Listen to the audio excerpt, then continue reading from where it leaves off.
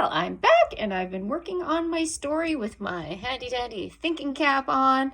So you can go and grab yours and we're going to do part 2 of our story. So yesterday I finished my story map. I had all of my ideas written down and then I decided to start writing it into a book. So I found some paper. I just had plain white paper, chopped it in half because I didn't think I needed a super big page. And I started with my cover page. So you might remember what a cover page needs. It needs 3 things. It needs the title, there's my title, and it needs the author who it is written by, and it also needs a picture. But I just haven't got around to doing my pictures quite yet. So when COVID-19 hit, because you might remember from yesterday, that's what my story was about.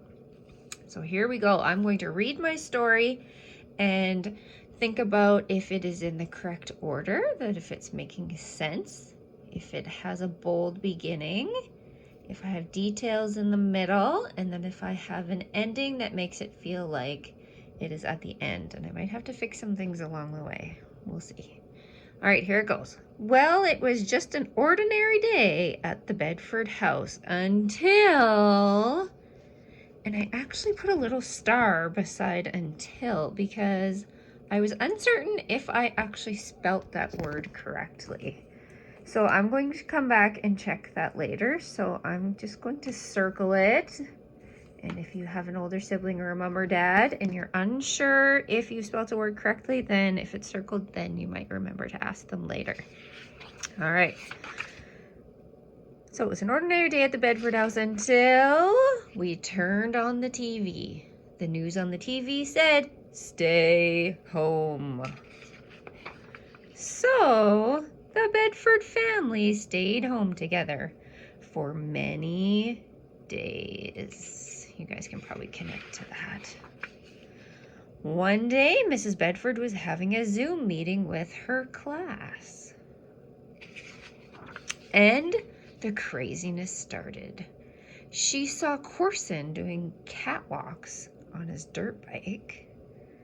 So I was also thinking that maybe I should add another interesting word in here. Like I could have some describing words or something about Corson or about his dirt bike. So I put a star there. So I'm going to come back to that one and maybe fix that.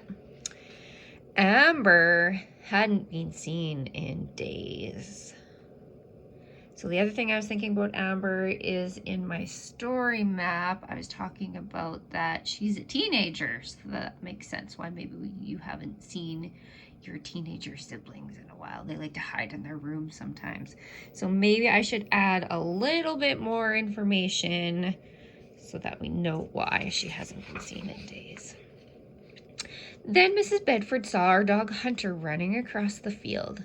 I think he saw a bird. Oh no, he is a bird dog. So he's actually a hunting dog. So he goes hunting with Mr. Bedford.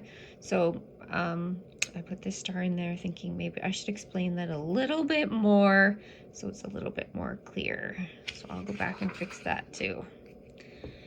Next, I saw a girl in striped pajamas running super fast.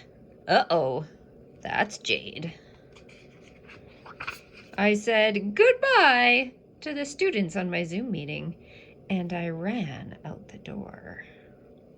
So you have maybe noticed that I'm using some connecting words. So I would use the word next, use the word then, and that's helping me to put things in order. All right, I ran out the door. I couldn't see Jade.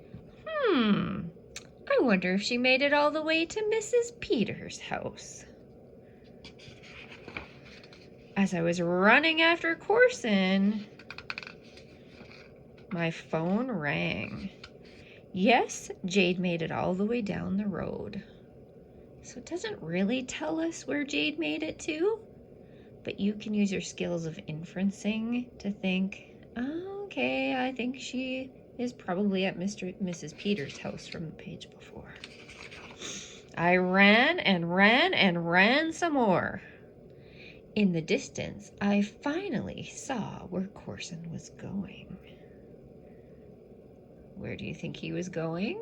You might remember from yesterday on my story map.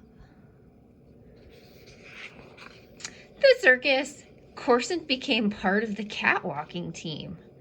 Mrs. Bedford got a job teaching the circus monkeys. Jade is now Mrs. Peters' third daughter. But I believe I forgot to talk about one more character at the end. Who did I forget to talk about? Amber. So Amber needs to be added onto my last page so that we know what happened to her. So I'm going to go back and fix those things up. And that's one thing that you can do is after you have all of your sentences written out and put into order, then you're going to read your story and see if there's anything that you need to fix. So my story actually ended up being pretty long. Yours might not be this long. It might just be a couple pages. I thought mine was only going to be a couple pages, but then I had to cut some more pages because it just kept on going. I was very excited to write my story today. So I'm going to fix up those couple things and then I will show you what it looks like next. So I went back and changed a couple things. So I realized until only needed one L at the end. So I fixed that up. I added that Corson is a 9-year-old. So I saw the 9-year-old Corson. So a little bit more information there. I added a page about Amber and added the teenager part. So that explains a little bit more about her. I added that we saw our hunting dog. So instead of saying that his name is Hunter, because his name is Hunter, I just explained what kind of a dog he is. So it just adds a little bit to the story on why he is running. What else did I change? And at the end of my story, we realized that we didn't have anything about Amber. So somebody might be left wondering about Amber. So I just added, and Amber hasn't been seen in days to finish off my story. So you can go ahead and fix up your story, see if you need to make anything better, or if you forgot any capital letters, spaces between your words, any periods. And if you'd like, you could ask somebody older to help you out.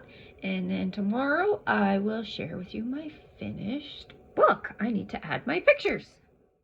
Happy writing, everyone!